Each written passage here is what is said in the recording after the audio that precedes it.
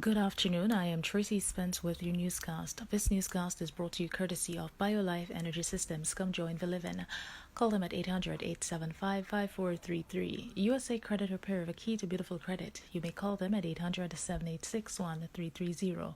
And Cruising with the Case Handler, a show on personal injury and immigration, weekdays 8:30 a.m. on Saturdays 7 p.m. and 12 noon on Sundays.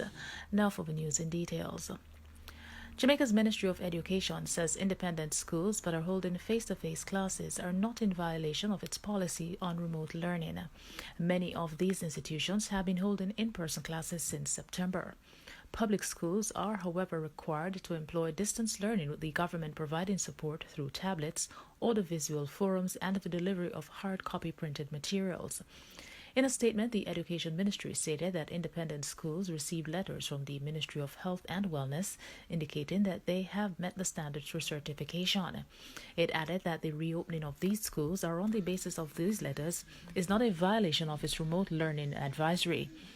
It was noted that the Disaster Risk Management Act allows for in-person instruction. The ministry says consultations with representatives of independent schools were held on Monday and on Wednesday, where members got an opportunity to share with Portfolio Minister Fable Williams the challenges and uniqueness of their operations. The United States Coast Guard says it has collaborated with partner nations in halting more than 4,000 pounds of cocaine during September, worth almost US $73 million throughout the Caribbean. The U.S. Coast Guard said these interdictions were a direct result of the partnerships with crew aboard Dutch, British, and U.S. naval ships with embarked Coast Guard law enforcement detachment boarding teams working jointly with the Miami-based U.S. Sovereign Command and other U.S. Department of Defense agencies to detect and interdict illegal drugs and stopping the flow of drugs throughout the Caribbean. Commander of 7th Coast Guard District, Rear Admiral Eric C. Jones, said the Coast Guard Law Enforcement Detachment, or LEDTS, are highly specialized and play a vital role in the fight against illicit drug trafficking in the maritime domain. The U.S. Coast Guard said its Western Hemisphere strategy assigns 3 specific priorities of combating networks, securing borders, and safeguarding commerce.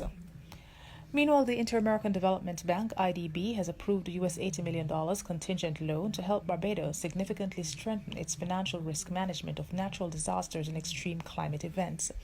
The Washington-based financial institution said that the funds will enable Barbados to provide a stable, cost-effective, and quick access instrument to cover immediate extraordinary public expenditures during emergencies caused by severe or catastrophic natural disasters.